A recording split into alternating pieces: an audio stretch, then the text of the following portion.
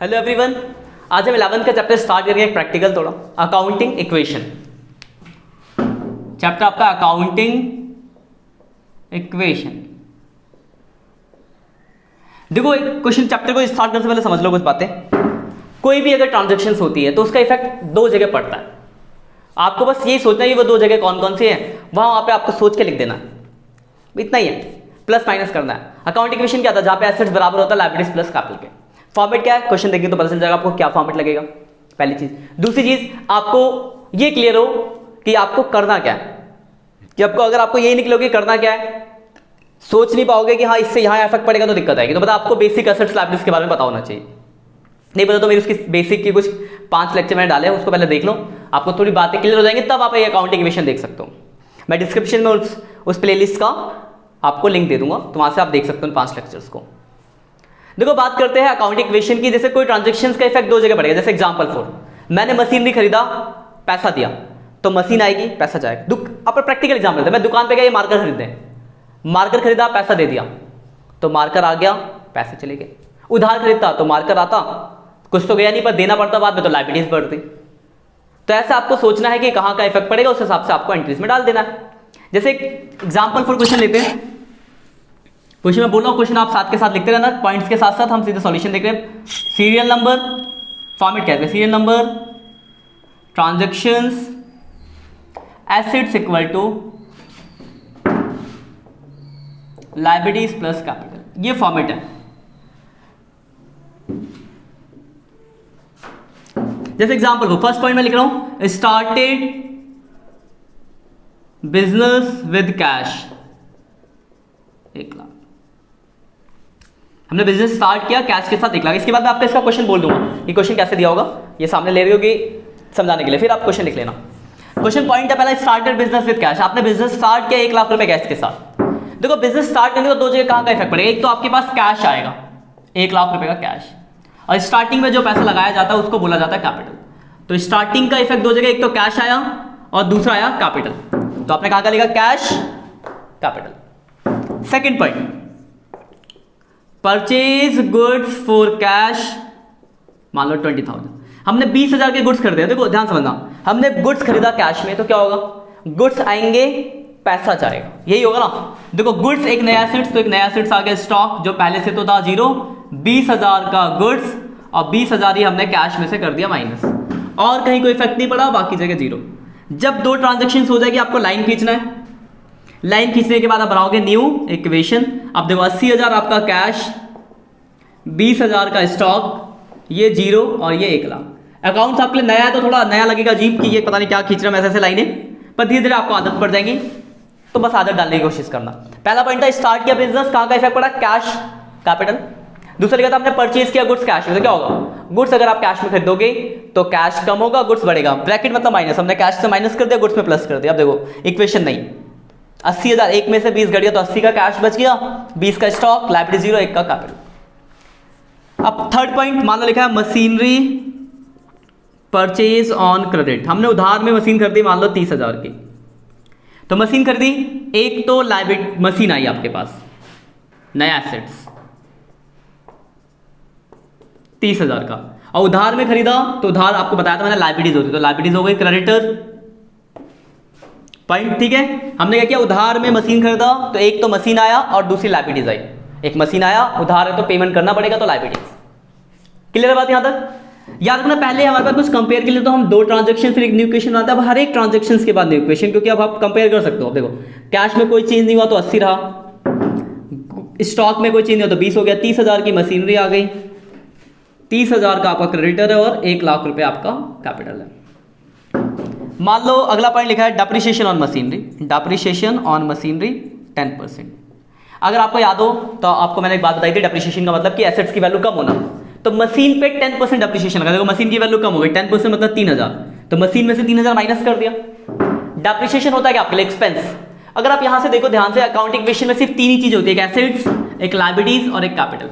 Expense की तो कोई जगह ही नहीं है ना, तो कोई भी एक्सपेंस या रेवेन्यू होगी तो उसको आपको कैपिटल से ही एडजस्ट करना पड़ेगा। एक्सपेंस से मतलब कैपिटल से क्या एडजस्ट होगा? अगर एक्सपेंस हुआ तो लॉस हुआ, तो कैपिटल से क्या कर देंगे? माइनस। वही रेवेन्यू होगा तो कैपिटल में प्लस। यहाँ पे हम उनको सेपरेट क्यों नहीं दिखाते, क्योंकि अकाउंटिंग क्वेश्चन में उसकी कहीं कॉलम ही नहीं है। तो कोई भी एक्सपेंस अगर पे करोगे तो जो एक्सपेंस है वहाँ इफेक्ट पड़ेगा, अगर कैश में पे किया तो कैश से, किसी चीज़ की वैल्यू घटी है तो वहाँ से, और दूसरा इफेक्ट जो पड़ेगा वो कैपिटल कम हो जाएगा। वही कोई इनकम मिलेगा, कैश मिला तो कैश में प्लस और इनकम से कैपिटल में प्लस। तो न्यू इक्वेशन आ गई, ये 80,000, ये 20,000, ये 27,000, ये 30,000 और ये 97,000। मान लो अगला ही पॉइंट लिखा है सैलरी पेड, सैलरी पेड 1,000। तो 1,000 पे किया, एक तो कैश पे किया तो कैश से माइनस, और सैलरी भी बताया मैंने, कोई भी एक्सपेंस पे करेंगे तो कहां से एडजस्ट होगा, कैपिटल, तो कैपिटल से माइनस।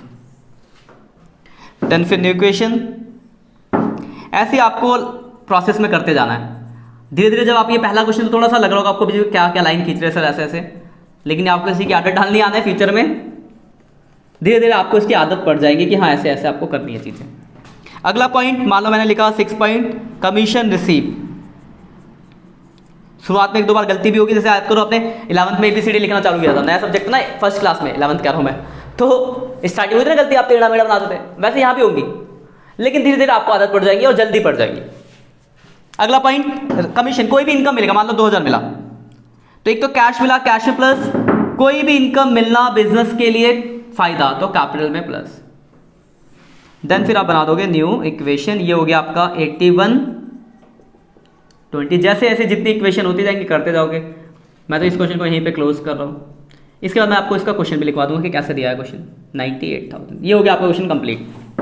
देखो क्या क्या ध्यान रखना, किसी भी इक्वेशन पे खींच लो, यहाँ देख लो, चाहे यहाँ देख लो, चाहे यहाँ देख लो, चाहे यहाँ देख लो, चाहे यहाँ देख लो, चाहे कहीं भी देख लो, दोनों साइड बराबर होगी, जो इक्वल टू लगा है वो रूल फॉलो होगा। क्वेश्चन लिख लो इसका।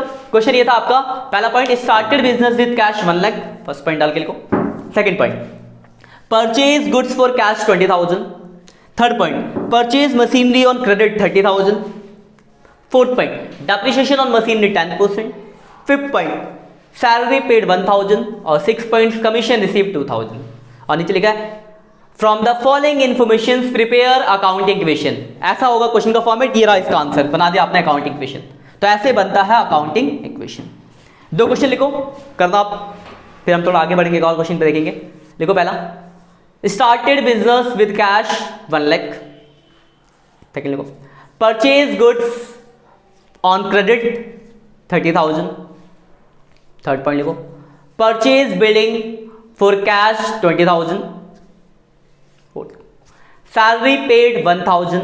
फिफ्थ लिखो, कमीशन पेड 2,000। नेक्स्ट पॉइंट लिखो, interest receive 3,000। From the following information prepare accounting equation.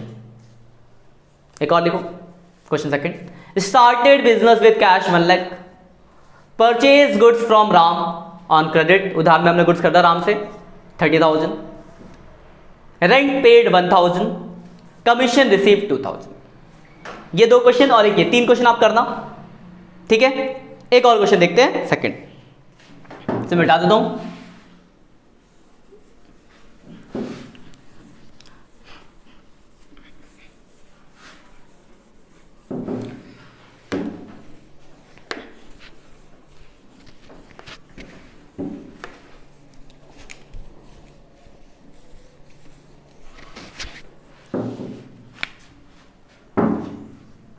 Serial number, transactions, assets equal to liabilities plus capital.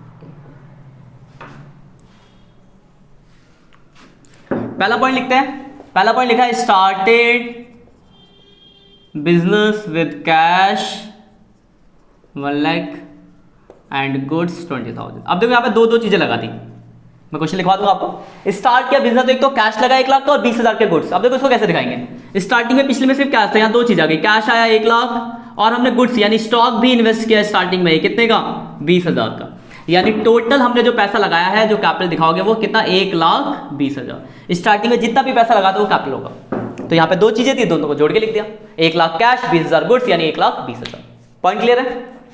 Second point लिखा हुआ है आपको, मान लो मशीनरी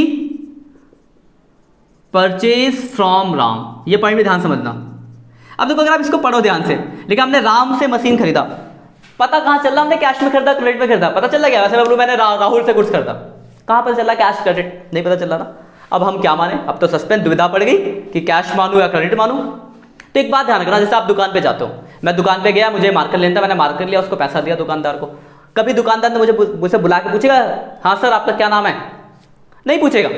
वो उधार कर दूंगा तो डिटेल भी लेगा, पहले तो जानते नहीं तो देगा ही नहीं।